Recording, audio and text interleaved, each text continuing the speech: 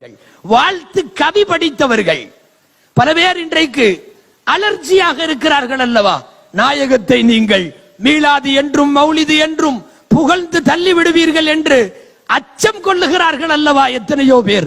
நான் அந்த இளைஞர்களுக்கு சொல்லுவேன், உலகம் இன்றளவும் நாயகத்தை புகழ்ந்ததும் இனி வருங்காலங்களில் புகழ இருப்பதும் ஒன்று இரண்டல்ல, மௌலிதுகளில் 1000 எழுதப்பட்டாலும் நாயகத்தின் புகழை நம்மால் குறைவாகத்தான் புகழ முடியுமே ஒழிய கமா ஹக்குஹு, அந்த நிறை மனிதரின் நிறைவுக்கு ஏற்ப நம்மாலே புகழ முடியாது.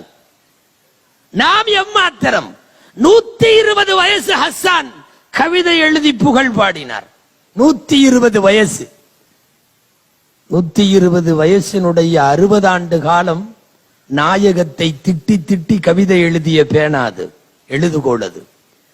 60வது வயதில் பெருமானாரை இழித்துரைத்து எழுதிய அந்த எழுத்தாளரின் இதயத்தில் அல்லாஹ் போட்ட ஈரம்.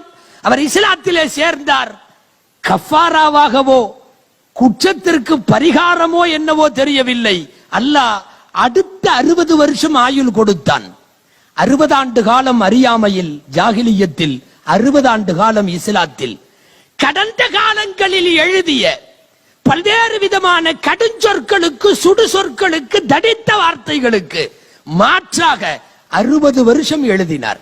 புகழ்ந்து புகழ்ந்து புகழ்ந்து புகழ்ந்து மஸ்ஜிது நபவியின் மெம்பரிலே தனி மேடை அமைக்கப்பட்டு நாயகத்தை புகழ்ந்தார். ஹஸ்ஸான் நீ பாடு, நான் கேட்கிறேன் என்று பெருமான் சொல்லி, ஹஸ்ஸான் நீ பாடு, உனக்கு ஜிப்ரீல் உதவட்டும் என்று சொல்லி, ஹஸ்ஸானின் வாழ்த்து கவிகளுக்கு எம்பெருமான் ஸல்லல்லாஹு அலைஹி வஸல்லம் அவர்களும் ஜிப்ரீல் அலைஹிஸ்ஸலாமும் ரசிகர்கள் என்பதை சொல்லுகிறேன். ஹஸ்ஸான் இப்னு தாபித் 120வது வயது வரை அந்த மூதறிஞன் எழுதிய வார்த்தைகளில் அவ்வளவு புகழ்ந்த மனிதன் எழுதிய வார்த்தை என்ன தெரியுமா? மாயின் மதஹ்து முஹம்மதம் பி மகாலதி லாக்கின் மதஹ்து மகாலதி பி முஹம்மத். என்னால் என் வார்த்தைகளால் நாயகத்தை புகழ முடியவில்லை, நாயகத்தை அவர்களின் நிறைவுக்கு ஏற்றாற் போல என்னால புகழ முடியவில்லை. உண்மை என்னவென்றால் அவர்களை புகழுவதால் என் வார்த்தைகளை நான் புகழ்ந்து கொள்ளுகிறேன். உண்மை அதுதான். மஸ்ஜிது நபவியிலே மேடை அமைக்கப்பட்ட ஹஸ்ஸானாக இருந்தாலும், மலேசியாவிலே மேடை அமைக்கப்பட்ட இந்த மௌலிதுர் ரசூலாக இருந்தாலும், நபிகள் நாயகத்தை பாடியும் பேசியும் புகழ்ந்தும் வாழ்த்தியும் நேசித்தும் நாம் பெருமை அடைகிறோமே ஒழிய நம்மின் வார்த்தைகளால் தான் பெருமானார் உச்சத்திற்கு போகிறார்கள் என்று இல்லை. எனவே ஆயுள் முழுக்க புகழ்ந்தாலும் அருமை நாயகத்தை அவர்களின் தரத்திற்கு ஏற்ப நம்மாலே புகழ முடியாது. அப்படித்தான் புகழலாம் என்று, வாழ்த்து கவிதை எழுதலாம் என்று பேனாவை துவங்கிய ஒரு பெரும் எழுத்தாளன் எழுதி கொண்டே வந்து கடைசியில எழுத முடியாம ஒரு வார்த்தை இப்படி எழுதிவிட்டான், அட என்னத்தை எழுதுறது போங்க, அல்லாவுக்கு அப்புறம் நீங்க தான் போங்க அப்படின்னு முடிச்சுட்டான்.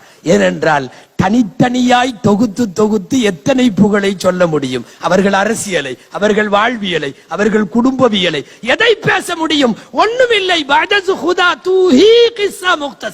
நீங்கள் தான் அல்லாஹ்விற்கு பின்னால் எல்லாமும் என்கிற வார்த்தையில் எல்லளவும் மிக இல்லை.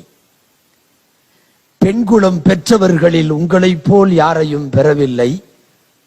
என் கண்கள் கண்டதில் உங்களைப் போல் அழகு வேறு யாரும் இல்லை. வஅஹ்ஸனு மின்க லம் தர கத்து ஐனி வஅஜ்மல மின்க லம் தலிதின் நிசா குலிக்த முபர்ரஅம் மின் குல்லி ஐப். எல்லா குறைகளிலிருந்தும் நீங்கள் பரிசுத்தமாகி விட்டீர்கள், படைக்கப்பட்டீர்கள். கஅன்னக குலிக்த கமா தஷாஉ, நீங்கள் மட்டும் நீங்கள் விரும்பியவாறு படைக்கப்பட்டீர்கள். என்ன அழகான வாழ்த்து பாடல் இது!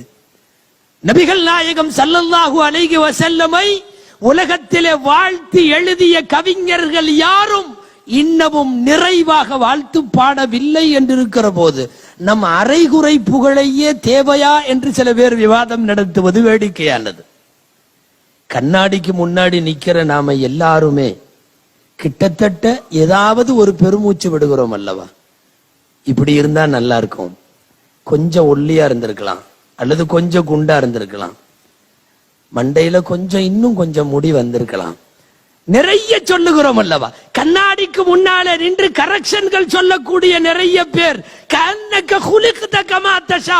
நாயகமே நீங்கள் மட்டும்தான், நீங்கள் விரும்பியபடி படைக்கப்பட்டீர்கள். நாயகம் உலகத்தில் எந்த கண்ணாடி முன் நின்றாலும் கரெக்ஷன் இல்லை. காரணம், பார்த்து பார்த்து படைத்து இறைவன் உலகத்திற்கு தந்த அற்புத முத்து அருமை நாயகம் ஸல்லல்லாஹு அலைஹி வஸல்லம் அவர்கள்.